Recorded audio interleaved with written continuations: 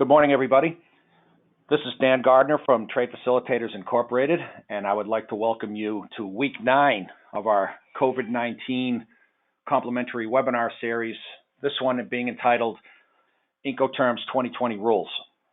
We have some material to go over today, so I won't talk too much in the intro, but I will say that this subject, Incoterms 2020, is the second most popular in terms of attendees that we've run over the course of the last 9 weeks.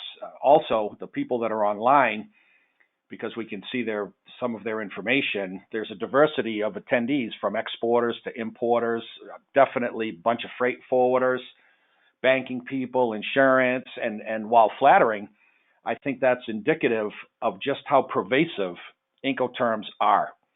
If you're not too familiar with the international commercial terms, you'll be much more familiar today. But let's just say that if you operate in global trade in any of the fields I just mentioned, or certainly some others, and you don't have a clear understanding of Incoterms, you're setting yourself up with some challenges, both from a monetary, administrative, and risk perspective. As is the case with all of our webinars, we have the mic silenced today. You can write in your questions either during the presentation or after the fact. And anyone that wants a PDF copy of the presentation is welcome to it. You just have to write to us to the email at the end of the presentation, and we'll send it out to you. Quick disclaimer, as we always do, we're not lawyers. We're just here to share information and hopefully contribute to the advancement of supply chain and logistics, but don't construe this as any legal advice, please.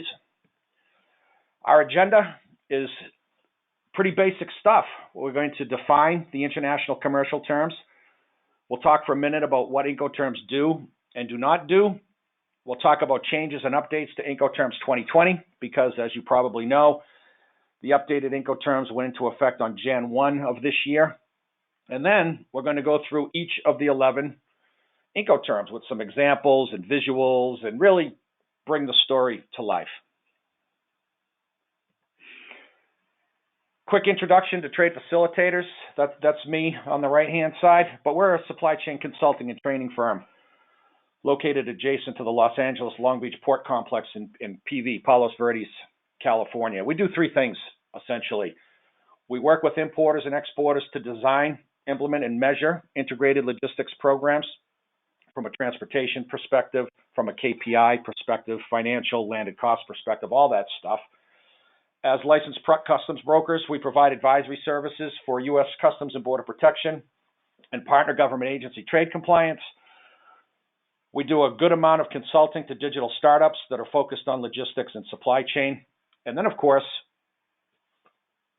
we do training on topics specific to global trade, and a lot of production of online videos for universities, trade associations, and private entities. Actually, one thing I'll talk about today is what's called a Master Export Specialist certification that we here at Trade Facilitators produced on behalf of the National Customs Brokers and Forwarders Association of America.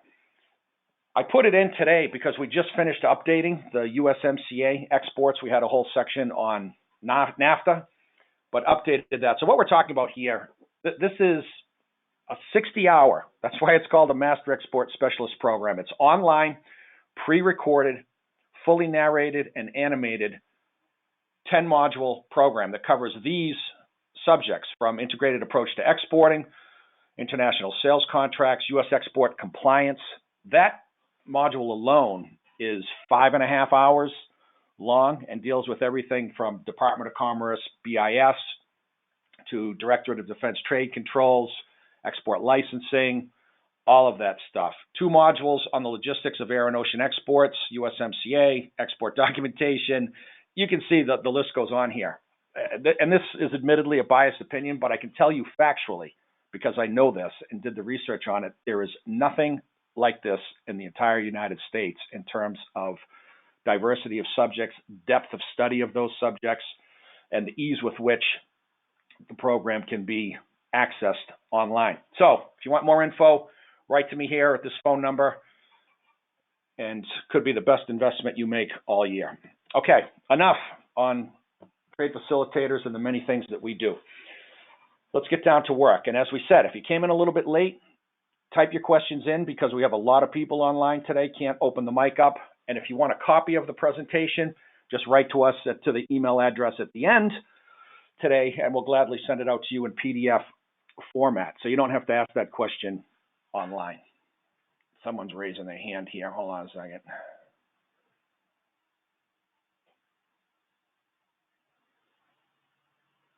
Someone's asking if there is audio, and I'm assuming that there is because there is on every webinar that we do. Okay, so some came back and said, okay, we're good. All right, we're good there. All right. Hopefully that's the most difficult question we get today. Audio problem solved. This slide we're going to see on a couple of occasions. So if it seems like we're hurrying through it, we're not. We're just introducing the 11 official Incoterms, and that ICC stands for the International Chamber of Commerce. These are the publishers of Incoterms based in Paris, France. We're just here to make sure that people are in the right webinar. We're here to talk about shipping terms like Ex Works, like free on board, like delivered at place.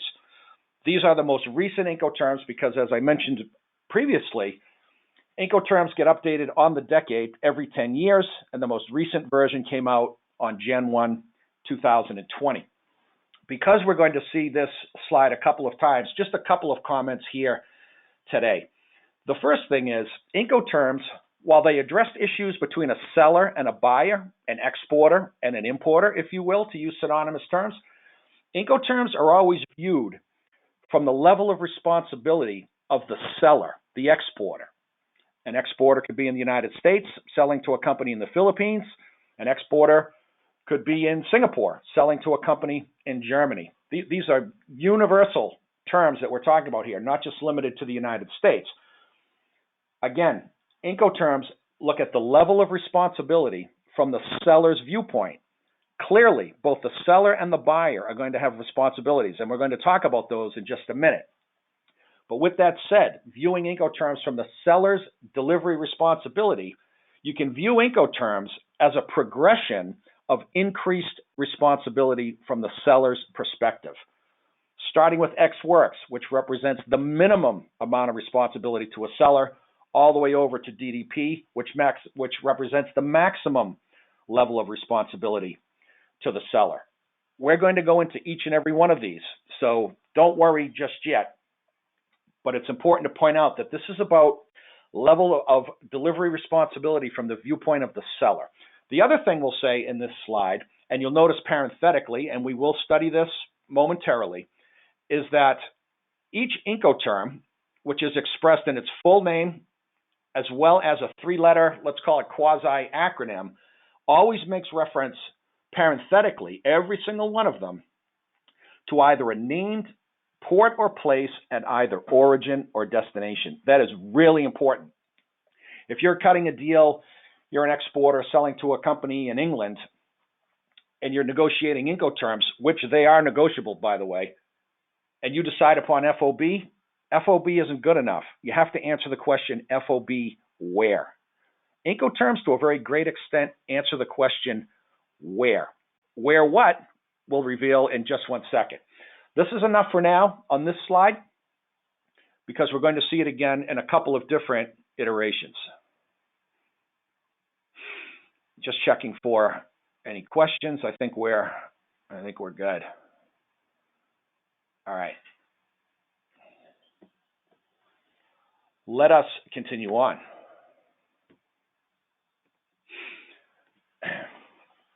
I was thinking about the number of times that I've done Incoterms presentations over the years, and this subject, because it is so popular and so important, that this is the longest running and most numerous in terms of number of times I've done it presentation of all the subjects I've ever done in my entire career. Whenever I do a presentation and this slide comes up, I always say the same thing. And I've been saying the same thing for 30 years, and I'll say it till the last presentation. If there's one slide that sticks in your head from this entire presentation, make sure it's this one. This is the essence of Incoterms. Let's run through a definition. By focusing on the seller's delivery obligations, and delivery obligation is in bold for a reason. We'll come to that in a second. Within an international sales contract, Incoterms govern three critically important considerations. And here's where that answer to our where question comes up. Number one, at what physical point in the supply chain the risk of loss or damage to the goods shifts from the seller to the buyer? Where in the physical supply chain does the seller's responsibility end for risk of loss or damage to the goods, and it becomes the responsibility of the buyer? Goods get rained on a tarmac at an airport in Campinas in Brazil. Who's on the hook for that? No idea. Tell me the Incoterm, and if it's done right, we can say for sure. Goods get stolen off of a terminal in, pick a country, Vietnam. Who's on the hook for that? No idea. If we can identify the proper Incoterm, we'll know for sure. That's the type of things that Incoterms answer as it relates to risk of loss or damage to the goods. Second, the physical place in the supply chain where the responsibility for all transportation, customs clearance, duties, and related charges shift from the seller to the buyer. From a financial perspective, apart from the actual sales price of the goods themselves between a seller and a buyer, there is nothing more important than this point here, because Incoterms tells us who pays for what between the seller and the buyer as it relates to transportation, customs, and related expense. So right out of the gate, we can see we have a risk management issue addressed by Incoterms and a financial responsibility issue. The third one, and these three themes will resonate throughout the entire presentation, but the third one is responsibility between the seller and the buyer for execution of certain functional activities. Let us reiterate that when we use the term seller and buyer, we're talking about an exporter and an importer, a seller in Russia doing business with a company, a buyer in Italy. The exporter is going to be the Russian company. The importer is going to be the Italian company. We're going to use those terms interchangeably. Seller, exporter, buyer, importer. Our interest in Incoterms really depends on what side of the transaction we're on. Are we the seller? Are we the buyer? If we're a freight forwarder involved in a transaction providing transportation and customs clearance services, we definitely want to know what the Incoterms are, because it's going to tell us as the forwarder, and I was a freight forwarder for 25 years, and this was always a bane to our existence, who's paying for what? Who do we bill for what services? So the forwarder needs to know, as does a banker, specifically as it relates to things like a letter of credit or a documentary collection. Same thing goes for an insurance company, a marine cargo insurance company. They need to know who's on the hook for what as well. With that said, the three things about Incoterms: who's on the hook for the well-being of the goods, and at what physical place and where in the physical supply chain does that responsibility shift from the seller to the buyer? Who pays for what related to domestic, international transportation and customs related expenses, and where in the supply chain does that responsibility shift from seller to the buyer? And who is responsible for certain functional activities? Some examples. Who's responsible for designating a freight forwarder, if indeed there is one involved in a transaction? The Incoterms will tell you that. In other words, who controls the freight, to use freight forwarding terminology? Who's responsible for insurance, if at all required? Incoterms will tell us that. Proper packaging, licensing requirements. Who? Answers to all those questions are found in the Incoterms publication under each individual Incoterm, of which there are 11. We stopped for a few minutes on this slide. It was intentional. This is the most important one. That's not an invitation to stop listening or tune out, because I can see if anyone drops off, and it just hurts my feelings when people leave the webinar. So for purposes of my emotional well-being, at the very least, please stick around until the end. We're going to build on this theme as we move forward. Really important slide. Meaning of the term delivery. Let's just say that delivery under Incoterms doesn't mean what you think it means, especially in today's e-commerce world, where we buy stuff on a B2B basis, business to business, and merchandise gets delivered to our office, or at least it used to, but before the pandemic, or we buy online as an individual, a business to consumer, B2C purchase, and things get delivered to our house. That's a reasonable expectation. However, that's not what delivery means under Incoterms. Let's see what it really means. First off, let's say sellers and buyers should never assume they understand the Incoterms definition of the term delivery. The explanation I just gave illustrates that point. Second bullet, within the context of Incoterms, delivery does not necessarily mean up to the final destination point. It could, but honestly, 9 times out of 10, it does not. We'll make a distinction between those 9 times out of 10 versus the one as we move forward. Why is that? Third bullet, because delivery under Incoterms means the point where risk of loss or damage shifts from the seller to the buyer. Or, stated a little more succinctly in our fourth bullet point, delivery equals risk transfer. And each Incoterm identifies a physical place in the supply chain where delivery takes place, i.e., where risk of loss or damage shifts from the seller to the buyer. And be assured that that place can either be at origin, at the door of a factory, or at destination at a customer site. Depending upon the Incoterm that is chosen. This is one of the reasons why Incoterms is so important. You have to know what they mean and what you're signing up for as either an importer, an exporter, a freight forwarder, a banker, an insurance company. The list goes on and on.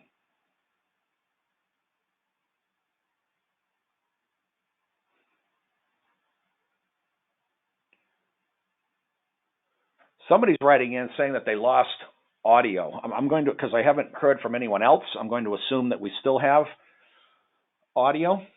You know, just as a side note, having done so many webinars, I always get a little nervous beforehand just because of the material and wanting to do a good job and what have you. But the thing that gets me the most nervous is basically completely out of my control, and that is having a technical problem where the line goes down. It's just so worrisome, and there's nothing I can do about it. So a bunch of people are writing in saying that we have audio. So that was an individual thing. Thank you for doing that. All right, let's rock and roll. Okay, here's an important slide. Some clarifications here, and it's important to say, I'll offer some anecdotes and some perhaps personal experience with Incoterms, but the vast majority of what I'm saying here is straight out of the Incoterms 2020 publication, either through its introduction or the 11 actual Incoterms reviews. I will say when something is an opinion, but what I'm telling you here on this slide is straight out of the Incoterms publication. So don't kill the messenger, as the saying goes, because sometimes people look at this stuff and say, "Oh no, that's right. That's not right." Again, don't be mad at the messenger, but this is unequivocal. What I'm telling you here is unequivocal. What do Incoterms do? Well, we already saw.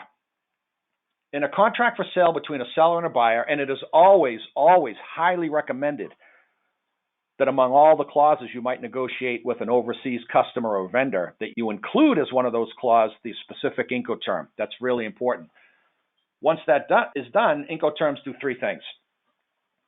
Transfer of risk of loss or damage, who pays for what, and who has to execute on certain functional responsibilities. That's it. Now, that's a lot, of course, but as it relates to Incoterms, this is all that they cover. Moving to the right, and this is where the controversy sometimes kicks up, what the Incoterms do not cover. Incoterms, unequivocally, 100%, as clearly stated in the introduction to Incoterms 2020, Incoterms do not deal with title transfer. Once again, we say it at the beginning of every presentation. We're not lawyers. But in this instance, you don't have to be a lawyer. You just have to read the book and gain a clear understanding of what the Incoterms do.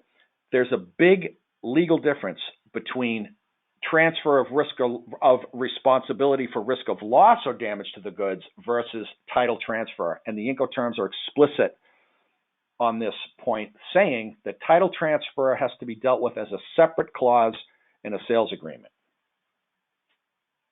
It's been like that since the very beginning. It has remained consistent on the every 10-year change to Incoterms, and it's not likely that it's going to change again. It's in the introduction to Incoterms 2020. Some other things, revenue recognition. Incoterms do not deal with that. This is more related to publicly traded companies that are exporting and have to recognize revenue at a certain point pursuant to Sarbanes-Oxley, the legislation that came in place after the early 2000 financial scams of Enron and some other companies there. Incoterms don't deal with any remedies for a breach of contract. They don't deal with payment terms for sure. One thing that's new, because it came out from the last time, the 2010 Incoterms versus now, is that the publishers of Incoterms, the International Chamber of Commerce, they took a pass on verified gross mass. And you may or may not recall that VGM deals with maritime transportation and the need for a seller to verify the weight of the contents of a container before it is loaded on board a ship at origin. We could do an hour on VGM. We certainly won't here today, but let's just say that Incoterms took a pass on VGM. In fact, they state that rather emphatically in the introduction as well.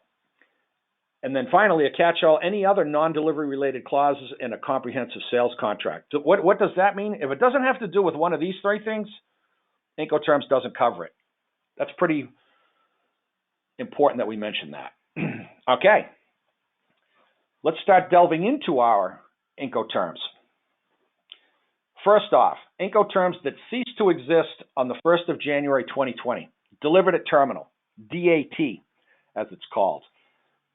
If you have agreements out there today, or you're having customers or vendors wanting to use the DAT Incoterm, you should not, because it doesn't exist anymore, technically. You should update existing agreements and avoid DAT in future agreements. One thing we'll point out, you'll start to see that these Incoterms are in different colors, basically red, green, purple, and black. And this is a major milestone for me in terms of creativity, because I came up with this color coding system that hopefully doesn't confuse anybody, but they all mean something. So red is out. Green, on the other hand, is in. This is the new Incoterm that essentially replaced DAT, by the way, and we'll define it in greater detail later on, but it's called Delivered at Place Unloaded, DPU. That's a new one. Once again, we'll get to the definitions in detail in just a little while. So there's red and green, one out, one in. These are existing Incoterms in purple that were modified in the 2020 update. And naturally, we'll go through what those modifications were. Free carrier, cost insurance and freight, CIP, both of which have insurance implications, so that's important. I know there's some insurance people online, so please stay tuned for that. And then DAP and delivered duty paid. Remember, red is out, green is in, new. Purple is updated, and anything in black is just remain the same. With that in mind, here's that more detailed slide that I spoke of a couple of moments ago. Same slide as we saw in the front end, just with that color coding. Black is unchanged, green is new, purple is modified. Let me just check something here, if we have anything.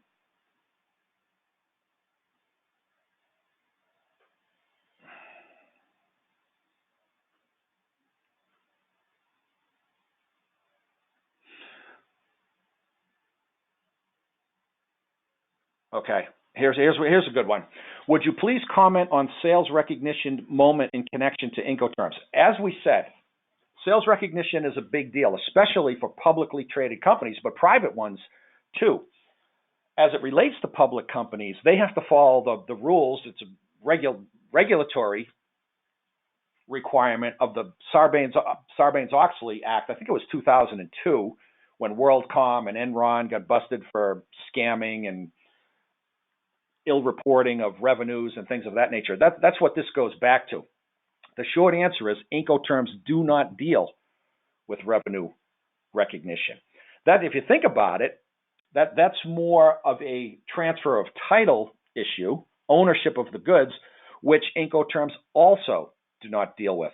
Important to note that within your agreement with a customer overseas, if you're an exporter, or a vendor overseas, if you're an importer, that you have those clauses, especially if you're an exporter, for revenue recognition purposes or title transfer purposes, you deal with that as a separate clause in your agreement.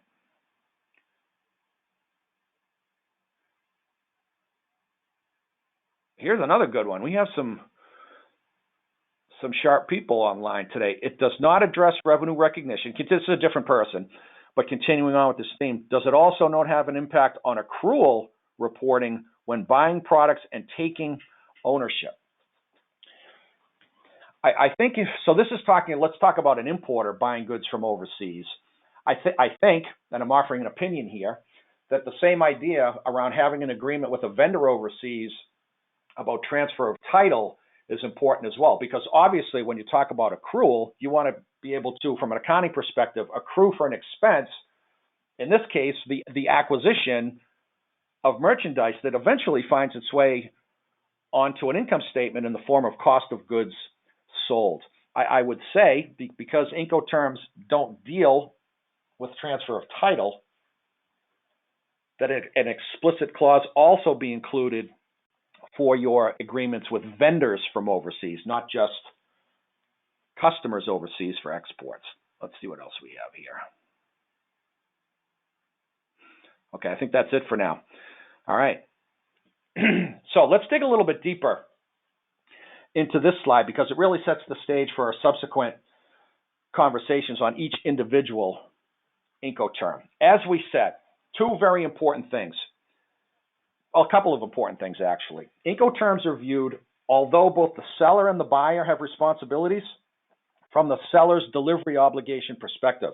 And we now know that delivery under Incoterms means the physical place in the supply chain where risk of loss or damage shifts from the seller to the buyer. That's a super, super important point. With that said, we can elaborate now on this idea that the way these Incoterms are listed here, it represents the least amount of responsibility to the seller, starting with Ex Works, more responsibility in the F terms, definitely more responsibility in the C terms, and maximum responsibility in the D terms from the seller's perspective. As such, it matters a lot whether we're the seller or the buyer, whether we're the exporter or the importer. And I know for a fact, because again, I can see who's registered online, that there are a number of companies on that both import and export. So you have to have special clarity as it relates to both of those scenarios. The good thing about Incoterms is that they're universal. It's just a matter of what side of the transaction you're on as a buyer or a seller, or if you're a 3PL or a bank or an insurance company, what your role is there. When you understand this universality and the specifics of Incoterms, it all starts to make a lot more sense. Just remember, for now, Ex Works, minimum amount of responsibility to the seller. F terms, a little bit more. C terms, definitely more. And D terms, getting to the full Monty. One thing we'll say here, you can't see it, but let's draw an imaginary line between FOB and CFR. That's an important distinction point, because under the first four terms, Ex Works, free carrier, free alongside ship, FOB, the seller's delivery responsibility,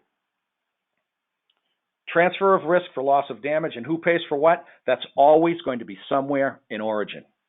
Always, always, always.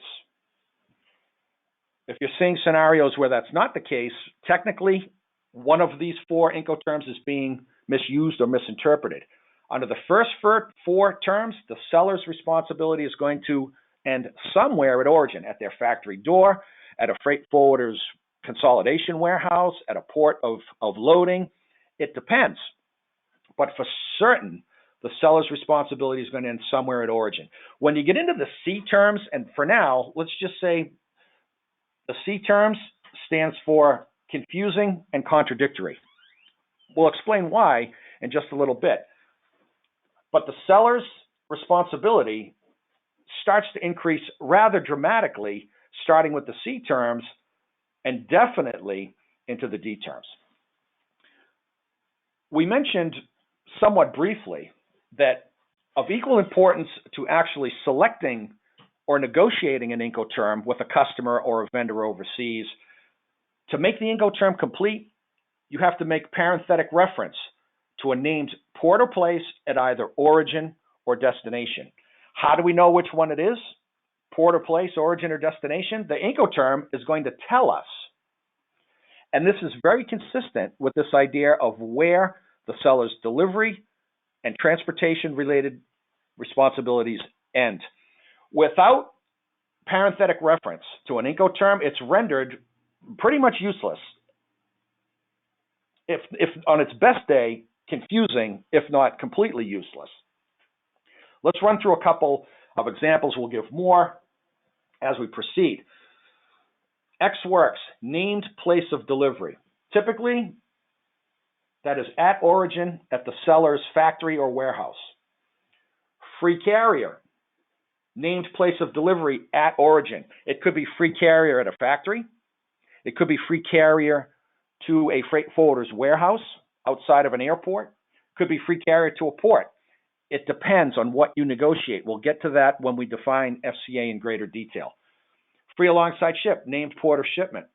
FOB port, named port of shipment. FOB, just to stop briefly, is the most misused, misunderstood, and abused Incoterm in the history of Incoterms. FOB, for example, was never meant for containerized ocean freight. It was never meant for anything other than ocean freight. And oftentimes companies will say, yeah, it's free. The Incoterms are free on board, but free on board where? If you're buying out of China, you're an importer in the U.S., and your Incoterm is FOB, is it FOB Tianjin, Shanghai, Ningbo, Xiamen, Fuzhou, Yantian, Dashan You can see the point. You have to name your port of shipment. When you start getting into the C terms, and this illustrates where the responsibility starts to increase when we get to the C terms, check it out. A named port of destination. No longer talking about origin like under the first four terms, we're talking about destination. CIF, same thing, named port of destination. CPT, named place of destination. There's a difference between port and place. We'll make that distinction shortly. CIP, named place of destination, place of destination, place of destination, place of destination. You can see the distinction right here. Draw an imaginary line or make a mental note right there. I think we have a couple of questions here. Let's see what we have.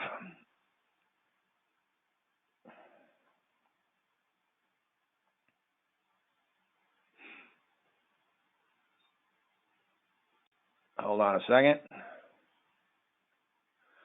Geez, we have a bunch. Hold on.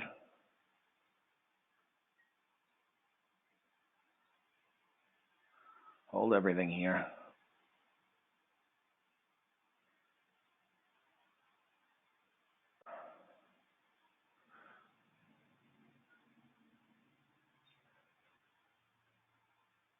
Just reading through.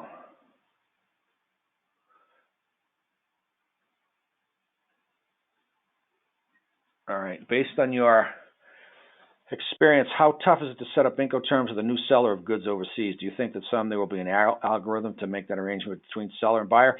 I don't know about the algorithm part.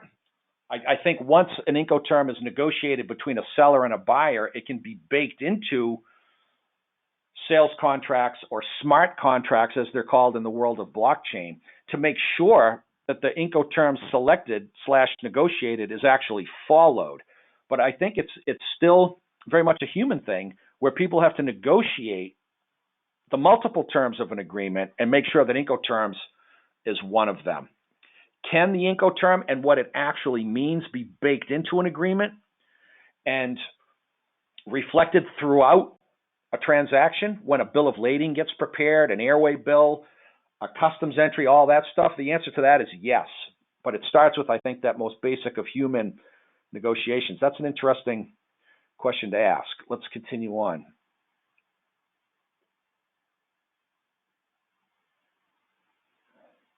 Dan, it should include the Incoterm year as well. That is absolutely true. When you have an agreement with a customer or a vendor overseas, whether it's an email agreement or an 80-page contract, and you select your Incoterm, you want a clause in there that says interpretation of Incoterms subject to Incoterms 2020. That's a good point. Thank you for making that one. How detailed does the named place need to be? Excellent question. You want to be as detailed as possible to identify, at least at a city level. You can put an address in as well, but you don't want to get too wordy either. So I would say at the very least, let's pick one. Let's pick one randomly here. Free carrier. Let's say we're going to do free carrier. I'm the seller. I'm an exporter in the United States of medical equipment. My factory is in Atlanta, the outskirts of Atlanta, and I negotiate with my customer. Free carrier, my factory dock. It would be free carrier, manufacturer's site, Atlanta, Georgia, at the very least. You could also put in the address. So the answer to your question is I would say at least the name of a port or the name of a city, but you're not barred in any way from using more detailed. Sorry.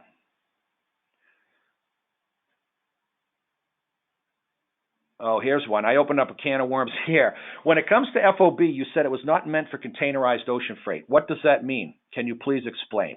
Yeah, super interesting. One of the original Incoterms that was coined by the International Chamber of Commerce in 1936, the first time Incoterms came out, was FOB.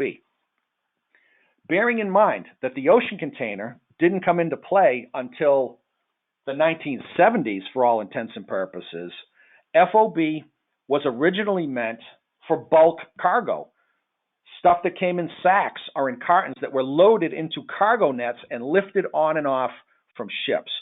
So in a chronological sense, FOB was never meant for containerized cargo because containerized cargo didn't exist in 1936.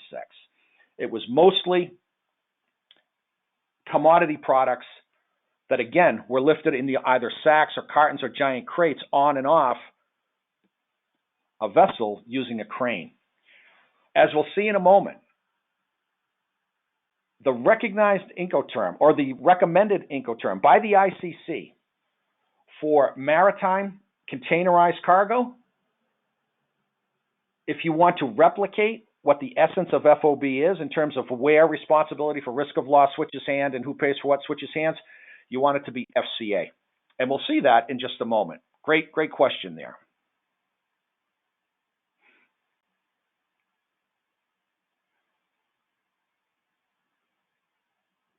Are you familiar with the term DDP merchant? I understand being used by a certain large internet retailer that starts with A. Well, that's quite the mystery. We'll have to stop and think about that. That's a good one. Okay, another really important point, and just by the level of questions and comments that people are asking, it's obvious that we have a number of sophisticated, experienced people, and when they share their thoughts or their questions or their observations, it's always going to elevate the quality of the presentation. So thank you for doing that. Here's the deal on what are referred to as variants on Incoterms. And this is straight up out of the introduction to the Incoterms publication as well. A variant to an Incoterm is any other terminology, whether it's DDP, merchant, or free house delivery, or anything you can concoct up.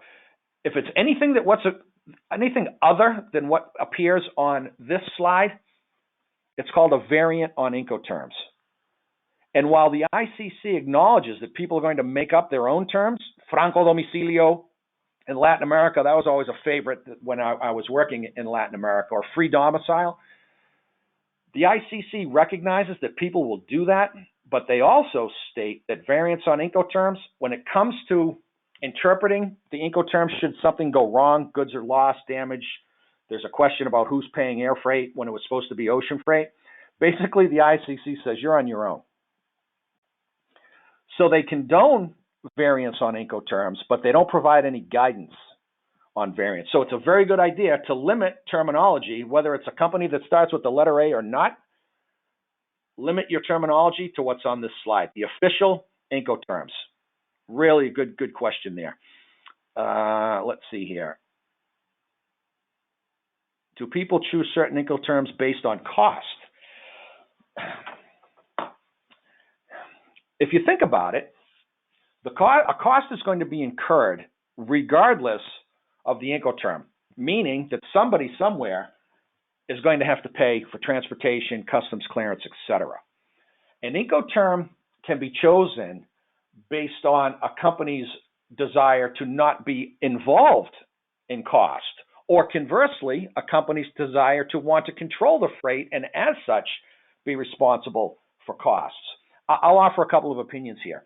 As an importer, and I've worked for importers and as a 3PL my whole career, consult with them now, just as a matter of opinion, I want to be in control of the freight, meaning I want to select an Incoterm that's going to put me in a position that I can negotiate with the steamship lines, that I can negotiate with the airlines, with the drayage companies, etc., as opposed to relying on my overseas vendor to do that. So I would choose something like Free Carrier, the CY, the container yard of the ocean freight carrier in Yantian in South China.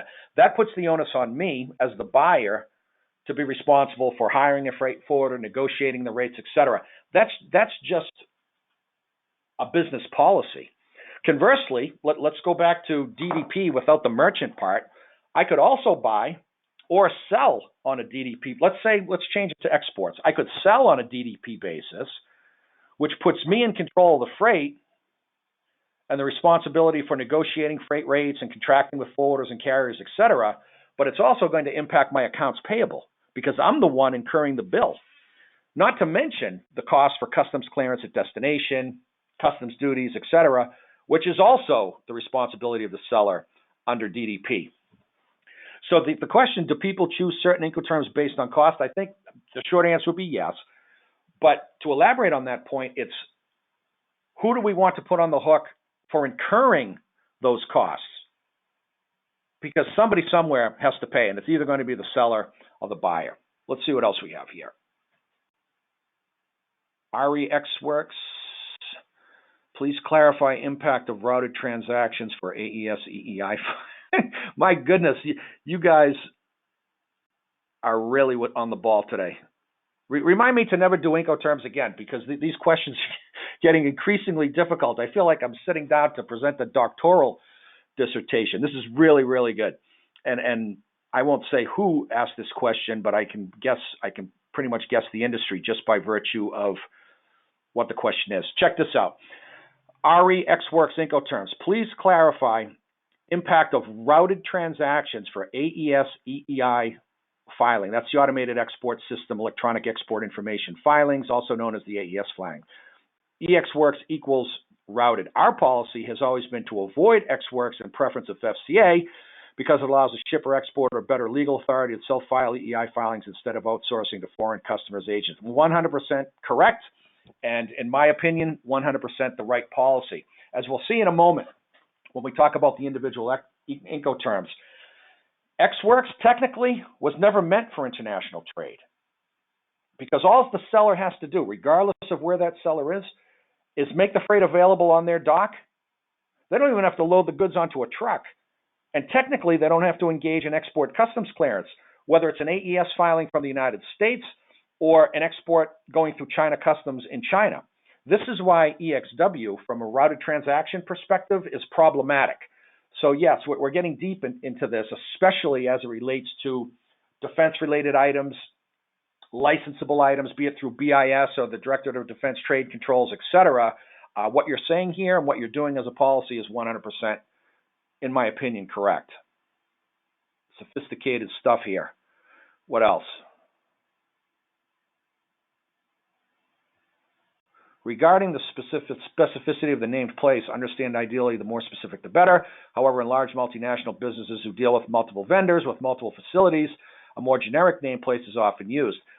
Very true, especially if you're buying from vendors that have multiple factories in Vietnam or multiple sites in Malaysia or wherever it happens to be. So yeah, definitely true there. Thank you for sharing that. Wouldn't that be okay? The answer is yes. All right, lots of questions here that are super important because it really broadens our frame of reference and allows people a perspective that may or may not have come up, all of which are super important. What I'm going to tell you now is that while I will answer every question, it's likely that, as we always do, although we didn't last week, I will say that for myself, we're going to run over in time. So if you can stick around for a couple of extra minutes, hopefully it will be worth your while. Let us continue on. Very quickly, Incoterms rules are organized by mode of transport, and this is where FOB gets fouled up sometimes because people use FOB for everything other than maritime transportation. But as you can see on the right, there are certain Incoterms that are intended for maritime transport only: free alongside ship, free on board, cost and freight, cost, insurance, and freight. These ones here can be used for any mode of transport or combination thereof, meaning intermodal. We'll point that out again as we go through each of these individual terms. But if you're buying and the Incoterm and you're using air freight coming inbound from Spain and it's FOB, it's technically wrong. So bear that in mind. You might want to change it to free carrier. More on that in a second. Okay, let's get into the analysis of the 11 Incoterms 2020 rules. The moment you've all been waiting for. These 11 terms, and there's one per slide. We try to boil it down to the essentials here. But each one has its title, its name, the place in the supply chain, the physical place that has to be named, as we spoke of earlier. We'll have a visual portrayal to the best of our ability down here for each Incoterm. Then we'll talk about the 3 or 4 key things about each Incoterm. That's how this will advance. Ex works, named place of delivery. That place of delivery, by definition, is going to be the seller's factory or maybe a warehouse, or maybe if they use a third-party warehousing company to house their export cargo, they could be ex works such and such 3PL in London, England, for example. With that said, we already said this, ex works, minimum risk to the seller. What does that mean? And this is verbatim out of the Incoterms book. Delivery, which as we know is transfer of risk of loss or damage to the goods from the seller to buyer. Delivery is completed at the seller's works. It's just a European word for factory, warehouse, etc. Prior to loading on the truck, not cleared for export. This is why the question came up around AES filings and EEI that we saw a moment ago. Ex works, not intended for international freight. It's more of a domestic situation. Bear in mind, to reiterate, delivery occurs when goods are made available at the seller's facility. It could be a third party, but we'll just say seller's facility at origin, and all transportation costs and customs costs related. Yeah, I can talk. In origin, and all transport/customs related costs are for the buyer. Minimum risk to the seller, maximum risk and responsibility to the buyer. If we're the importer, we're on the hook big time. If we're the exporter, we're making the goods available at our works, and that's the end of it. But because the seller is not responsible for export customs clearance or loading of the collecting vehicle, recommendation, opinion, don't use ex works or international freight. Use free carrier. We'll tell you why in a second. The good news is that ex works can be used with any mode of transport. I think we might have a question here. Hold on.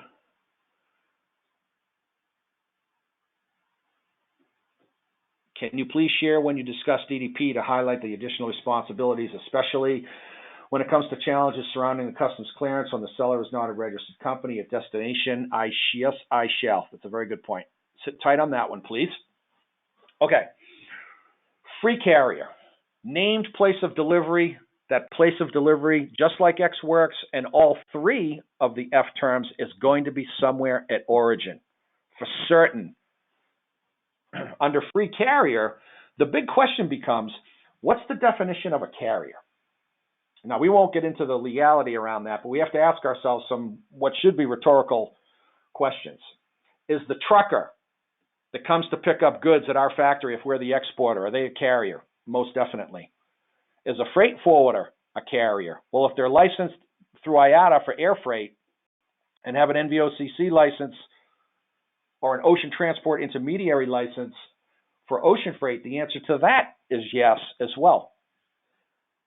Is the actual airline or steamship line a carrier? Of course it is. The question becomes, and what we have to negotiate, as we see illustrated by our three arrows, which depicts the possible physical place at origin, where risk of loss or damage and who pays for what shifts from seller to buyer, they can be any one of these three. As we see here, the seller's delivery responsibility, and we won't define delivery anymore. We went through that a couple times now, can end at his or her works, at a forwarder's facility, or at a port or airport. Under each scenario, goods must be cleared for export. How do you know which one to use? You have to negotiate that with your vendor. If you're trying to avoid X works, and in an international transaction, you should, your option is free carrier, seller's facility. Why is that? We can see it here. Goods have to be loaded on board the truck and cleared for export. That's the difference between X works and free carrier, the seller's facility. Can we negotiate as a buyer? Let's say we're importing wearing apparel from Honduras. Let's pick a different hemisphere. And we negotiate for air freight, free carrier, the airport in Tegucigalpa. And the factory is 100 kilometers away from the airport. If we negotiate FCA, airport, or forwarder's facility next to the airport, that means that the seller, the manufacturer in Honduras, has to pay the inland freight up to the forwarder's facility. That's the big difference. Let's say that we're still the importer. Now we're importing via ocean freight, full container load out of, let's pick Santos in Brazil. Let's stay in the Western Hemisphere, South America. And our supplier is a couple 100 kilometers away from the port of Santos, and we negotiate FCA, free carrier, steamship line container yard at the port of Santos. That also means that the vendor has to pay the drayage to the port of loading, and they remain responsible for the well-being of the goods up until the goods get delivered to that CY. Here's the key point about free carrier. You need to decide what place at origin, whether you're the exporter or the importer, that named place of delivery is going to be. Free carrier is the best illustration of why naming a port or place at origin or destination are so important. Because if someone just says free carrier, the natural question has to be, well, free carrier where? And you don't want to find out where when you get a bill from a freight forwarder for drayage that you never planned on paying. It's in purple because it's been modified as free carrier for two reasons. And I'll be honest with you, I continue to study the subject, and apart from agricultural exports under a letter of credit, I don't get this, but it's in the book, so we have to talk about it. Under free carrier, an onboard notation is allowed for a bill of lading before goods get loaded on board a ship. Now, how that could exist or why someone would agree to doing that, the why being the seller, the buyer, the steamship line, I can't answer that, but it's definitely in there. And another reason, probably more relevant, more ubiquitous in terms of use, is that the seller can use their own means of carriage for delivery to a port or an airport. That just means if a seller, let's say, who do we talk about? Honduras is delivering to Tegucigalpa airport, they can use their own truck to deliver to the airport. Here's the thing. They could do that anyway under the previous Incoterms, 2010-2000. It was just never explicitly mentioned. So that's the big difference there. let's move on. Free alongside ship, unchanged. And as the name would indicate, delivery occurs at the origin port alongside the vessel cleared for export prior to loading. FAS is typically used, and this isn't a rule, it's just the way things play out, typically used for oversized, out-of-gauge, super heavy cargo that doesn't fit into a container. Think about giant generators that go into power plants or oil field equipment that's just crazy configurations and pieces jutting out and what have you. The seller oftentimes wants to remain on the hook for well-being of the goods and transportation up to the port, but once they place the goods alongside the ship, that's where their responsibility ends. That's what FAS does. It's fairly specialized. Again, it doesn't have to be, but out-of-gauge cargo and such, that's where you see FAS. Let's see what we have for, I think we have some more questions here.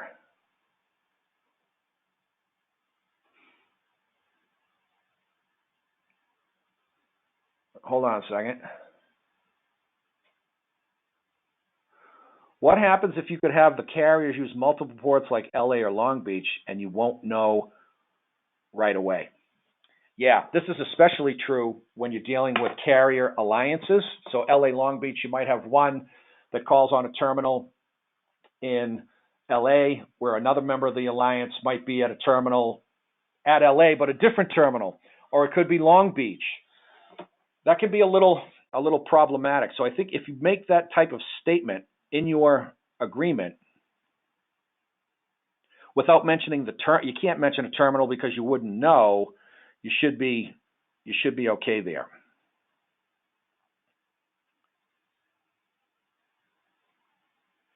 If you do know, it might not hurt, but I mean that's some pretty detailed information if you think about it. What carrier calls it what terminal? But if there's a vessel sharing agreement in the alliance and you think it's going on carrier 1 when it's actually going on carrier 2 and they go to a different terminal, I think if you can keep it, in the case of LA Long Beach or New York, New Jersey would be another instance, to say, free carrier LA Long Beach CY, that should cover it. All right, let's move on. FOB, the world's most abused and misunderstood Incoterm ever. It's unchanged as it relates to Incoterms 2020. Here's the story. Delivery occurs at origin, port, cleared for export and loaded on board the vessel. The seller, the exporter, remains responsible for the well-being of the goods and the drayage up until goods are loaded on board the ship. That's what we say here. All costs and risks beyond that point are for the buyer. Export clearance and inland freight charges up to the delivery point are for the seller's account. Makes sense. As we said, for the reasons discussed, that historical chronological perspective we just gave, technically, but you see it all the time. I'm not saying you don't see FOB used for containerized cargo or for air freight or for truck freight. What I'm saying is that technically it's incorrect. And that's not Dan's opinion. That's straight up out of the Incoterms book. So, not suitable for containerized cargo. So, okay, fine. What do we do now? Use FCA in this case, but FCA CY, container yard. Or you could say free carrier on board the ship. You have to make that distinction. But typically it's an FCA container yard, which is right next to the terminal. By using that FCA container yard, the seller remains responsible for the well-being of the goods up until the CY and pays the drayage too. All right. Okay. Remember we said the C terms are contradictory and confusing? There's a reason for that, and it's true. And I have 1 minute to go through 9 slides, so hopefully you'll stick around and continue to ask questions, because I will remain until there are no more questions and or nobody left online. And I can say with confidence that we haven't lost anybody yet. Here's the deal on what are referred to as Group C shipment contracts. That's the technical name for the C Incoterms. There's a big difference between delivery, risk transfer, and responsibility for risk of loss or damage to the goods and the actual cost of transportation. Up until now, we've been very consistent in saying that the physical place where risk of loss or damage and who pays for what shifts from the seller to the buyer, it's been the same place.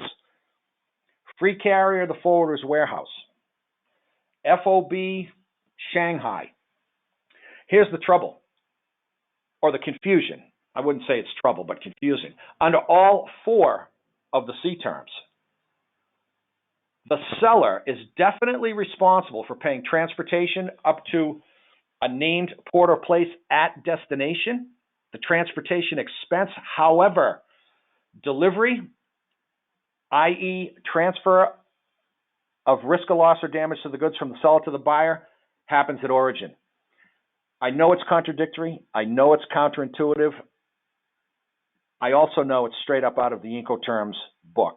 That's the way it's been since 1936, and it's not likely to change. You might ask yourself, well, why is that? Well, we'll go back to two of the original Incoterms from 1936, neither of which was designed for containerized cargo. CFR, cost and freight, and cost insurance and freight. Bearing in mind that the greatest amount of trade at that time was more agricultural exports. And in the agricultural trade, and I'm not an ag expert, but I do know that this exists, when a vessel would leave, let's say a coffee shipment in 1936 going from Santos in Brazil over to Rotterdam, the coffee on board that ship on what would be a 6-week journey to Europe could be bought and sold a number of times. That's how the commodity markets work. So the question became, well, if the owner of the goods, because the merchandise got bought and sold a number of different times, is going to be different, maybe 2, maybe 3, maybe 5 times during a journey, how do we know who or how are we even going to hold responsibility? The seller, which changes, obviously, for risk of loss or damage to the goods. So the Incoterms people said, well, here's how we solve the problem. We eliminate it completely. Delivery is completed at origin, but the transportation, as provided by that first seller, the first seller of the coffee in Brazil, no matter how many times it gets sold along the way, the transportation is still going to be paid up to a named port or place at destination. That's just a matter of historical fact. It can be read in greater detail in the Incoterms book. With that said, let's move on.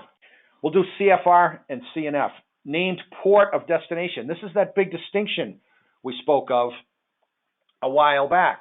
No more origin stuff. Now it's destination. Under CFR, delivery occurs in the port of shipment when goods are loaded on board the vessel, but seller pays the transport cost of the port of arrival. Named port of destination. Per the above, risk shifts to the buyer at the port of shipment. That's what we see here. As we said, was never meant for containerized cargo. Consider it CPT as an alternative. We'll elaborate on that in just a minute. And CFR was always meant, albeit not for containerized cargo, always meant for ocean or inland waterway transport. Let's look at our visual. The seller pays for transportation up to the named port of destination. CFR, Durban, if we're exporting from Savannah, Georgia, machine equipment from Savannah to South Africa. And it's not in a container. It's too big to fit in a container. CFR, Durban. Yes, the seller pays the transportation up to Durban, but once the goods are delivered at Savannah, in this particular case, could be any port of export, delivery occurs at the origin port, cleared for export, and loaded on board the vessel. All righty. CIF. You'll see it's in purple because it has been changed, and there's an important distinction to be made, and I think it's a point of interest for everybody, but especially the insurance folks that we have online. The big difference between CFR and CIF is the I part. The I stands for insurance. And that just means that the seller has to procure cargo insurance on behalf of the buyer. CIF, cost, insurance, and freight. Delivery occurs in the port of shipment when goods are loaded on the vessel. We know that. It's the same thing as CFR. Risk shifts to the buyer when goods are loaded on board a ship at origin, but seller pays the transportation to the port of arrival. We know that too. The big difference between, as I said, CFR and CIF is that the sales price to the customer overseas, let's say our machine equipment was $100,000 CIF Durban, that $100,000 includes the cost of the goods, the ocean freight to get it to Durban, and minimum cover insurance procured by the seller on behalf of the buyer. Prior to 2020, the rule was that the seller had to procure minimum cover insurance, what's referred to as Institute Cargo Clause C. And as you might discern from the description, minimum cover insurance really means minimum cover. Essentially, and we won't go into too much detail on it, what minimum cover covers is general average. And that's a whole other story we can't get into right now. But theft, damage, couple missing cartons, anything other than general average, minimum cover isn't going to cover it, to use a pun. Under the new Incoterms, CIF, the seller only has to get minimum cover, but they can negotiate for more. If the buyer says, yeah, I'll buy on a CIF basis, but you have to upgrade to Institute Cargo Clause C or A, which is more expensive, you have to decide as a seller if that's what you want to do. It's allowed now under Incoterms. Last C term, and we'll start kind of wrapping things up, is CPT. But you'll notice a difference. Under CIF and CFR, it's a named port of destination because it was meant for ocean freight only, CFR and CIF. Under CPT, it can be anywhere at destination. Why? Because it can be used for any mode of transportation, as illustrated here. CPT offers an element of flexibility from a mode of transport perspective. Here's the thing. Regardless of the mode of transport, risk shifts with the first carrier at origin. Essentially, the truck that comes to get the stuff, but the seller pays the transport cost of the named place of destination. Could it be CPT Frankfurt Airport for an export going to Germany? Or could it be CPT DFW, Dallas-Fort Worth, for an import coming into the United States? Sure, it could. The only rule is it has to be somewhere at destination. Could it be CPT, the buyer's site, in a town 100 miles away from DFW? The answer to that is also yes. You have to know what you're signing up for as either the importer or the exporter. CIP. Same exact story as CPT. The only difference is the I part. The seller has to procure insurance, cargo insurance, on behalf of the buyer. But here's the difference. Under CIP, the seller must now procure Institute Cargo Clause A insurance, and that's a much higher level of insurance. Lower deductible, covers more stuff, all of those things, but it's way more expensive. If you buy or sell on a CIP basis, and it's a good Incoterm to use in either instance, you have to know that as the seller, you have to get Cargo Clause A level insurance, or as the buyer, the price you're paying, the CIP price of the goods, you're entitled to Cargo Clause A insurance. Make sure that happens. All right, we're hitting the home stretch here. Let me see if we have any questions. And I know we're going over, so thank you for sticking around. DAP. It's been modified. That's why it's in purple. Before we begin, everything we talked about, the confusion, the contradiction of the C terms, risk transfer takes place at origin, but the seller pays for transportation up to destination. All of that stuff, put it to the side. We're now back to where the physical place, where risk of loss or damage and who pays for what shifts from seller to the buyer, it's the same place.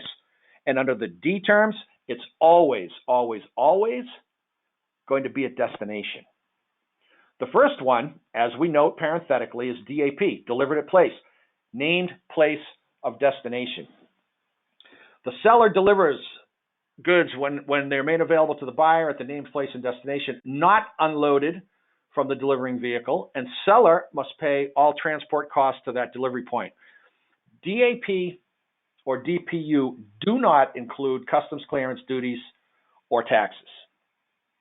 They just don't. The only one that does is DDP, and per the question we had a moment ago, we'll get to that at the very end. DAP can be used for any mode of transport. And the seller or the buyer can use their own transportation at origin destination. You can deliver goods to a forwarder using your own equipment. You can pick up freight from a forwarder if you have your own equipment. That's all that means. DAP, let's use a couple of quick examples. If we're exporting dental chairs, that's a kind of a random thing. If we're selling to a company in Lisbon, Portugal, and we quote them $50,000 via ocean freight because it can be used for any mode of transport, we're going to put it in a 20-foot container. Let's say, yeah, $50,000 DAP, customer site, customer location, Lisbon, Spain. For that 50 grand, what did we just sign up for as the exporter? Well, the price of the goods themselves, drayage to an export port, the transportation across the Atlantic, let's say, to get to Lisbon. We do not pay customs clearance, duties, taxes, VAT, etc. But once goods are cleared by the buyer, we then pick up our responsibility to deliver the goods to the customer site. Why? Because that's what we agreed to. Could we have said DAP Port of Lisbon? Is Lisbon even a port? I have to say, I don't know. There's Oporto, I think, is the ocean port. Anyway, doesn't matter. This is just an illustration of how we have to know in detail what we're signing up for. So when we quote an export customer, or we get quoted by an overseas vendor for an import into the United States, that we know exactly what we're signing up for and or what we're entitled to. I think we have a hand up here. Hold on.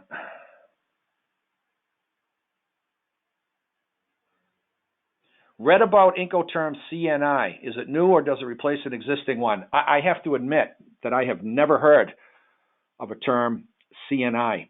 As we said previously, whereas the publishers of Incoterms, the International Chamber of Commerce, do recognize variants on Incoterms. That just means different names for Incoterms. They don't provide any guidance for them. If you have a problem, you're on your own.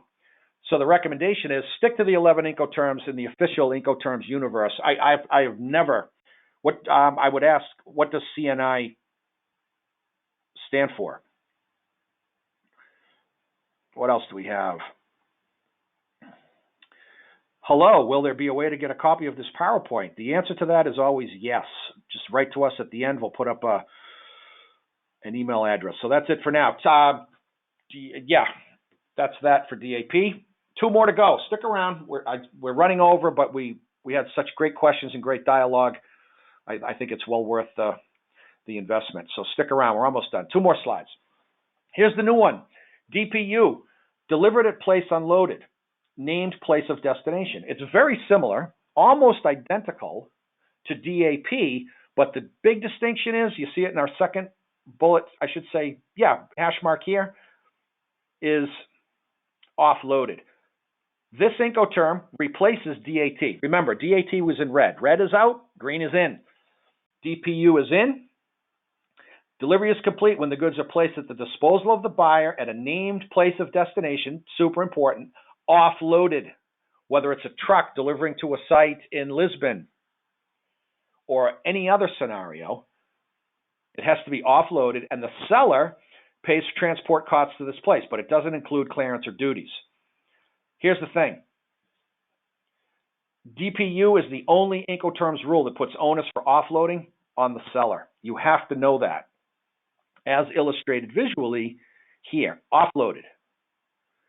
All right, 1 more to go, and then we'll check our questions, and we'll be on our merry way.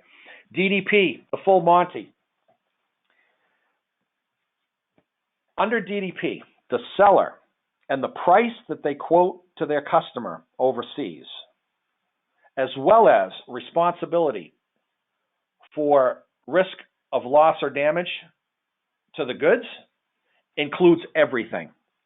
Let's use a U.S. exporter example. Pick a new country, let's say Chicago. Going to, where haven't we done? Let's say, pick a different, Tel Aviv in Israel. We have a free trade agreement with the Israelis. That'd be a good destination. And we're selling computer hardware which could be licensable under the Department of Commerce, Bureau of Industry and Security. Maybe it is, maybe it isn't. $500,000 in computer servers going to a buyer in Tel Aviv, DDP customer site Tel Aviv. What does that mean? Well, everything is what it means. It's the price of the goods. It's transportation from the factory, let's say, outside of O'Hare Airport in Chicago, consolidation, air freight, because it would go, given the sensitivity of the merchandise, air freight, all the documentation. And here's where it gets tricky. That DDP price also includes customs clearance at destination, duties, taxes, any value-added tax, and once the goods are cleared, because we agreed to named place being the customer site, we have to pay the transport from Tel Aviv Airport to wherever that customer is. Obviously, from a risk perspective, anything happens to the goods between our place in Chicago and the customer site, we're on the hook. Risk of loss or damage. Excuse me. From a transportation perspective, we're on the hook. From a customs clearance perspective, we're on the hook. From a customs duties perspective, we're on the hook. Although, if those goods were of U.S. origin, there wouldn't be any customs duties because we have a free trade agreement with Israel. It might not be like that if we were shipping those goods to somewhere we didn't have a free trade agreement, to a country we didn't have a free trade agreement with. Here's the other snafu, and this addresses the person's question. Technically, under DDP, we have to import those goods on behalf of our customer. That begets a couple of questions. Do we have a legal presence in Tel Aviv that would even allow us to do that? Could we find a freight forwarder or a customs broker to do that on our behalf? As a freight forwarder, as a licensed customs broker, I wouldn't touch that with a 10-foot pole for a lot of different reasons.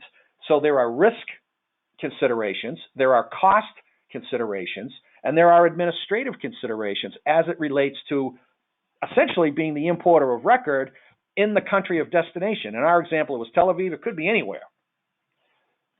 Are we saying don't use DDP? No, we don't say that about any Incoterm. What we'll say emphatically is that if you're going to pick one Incoterm to understand in detail, make sure it's this one. Because you'll be getting bills for stuff you never thought possible. You'll find yourself in administrative hassles. You'll have people calling you from Tel Aviv saying, hey, who's the importer of record? It just goes on and on and on. We're not saying don't use it. We're saying know how to use it. What opinion wouldn't be my personal choice as either an importer or an exporter, but that's just an opinion based on the scenario I just depicted to you. All right. That's it. And we did go over today, but such good questions. I couldn't, in good conscience, not answer them.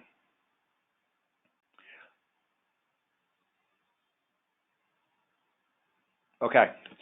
Last slide. As always, stay safe more than anything. Stay healthy. We'll do another one next week. It'll be week 10. We're getting into the double digits here in our webinar, COVID-19 inspired webinar series. This is getting crazy. In any event, let's make the best use of our time. So we'll do another one next, the 20th of May. Cannot believe it. A little different subject, the role of global trade management software in supply chain management logistics. And we're talking about visibility software, planning software, automation of customs entries, the whole schmeal, transportation management systems. This is going to be a good one. I have a lot of research to do on that, but I look forward to the challenge. Let's double check here. Questions? Are these recorded webinars? Yeah, they are. Just write to ask for the link and we'll send you a copy as well. Couple, thank you. I appreciate you staying on for an extra 20 minutes. You want a copy? Write to me.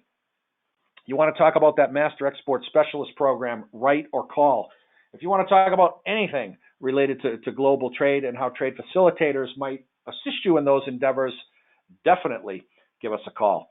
With that, we will say adios. Wish you the best during the balance of the week. And as we said, stay healthy and observe whatever rules are in place wherever you happen to be. Thank you very much.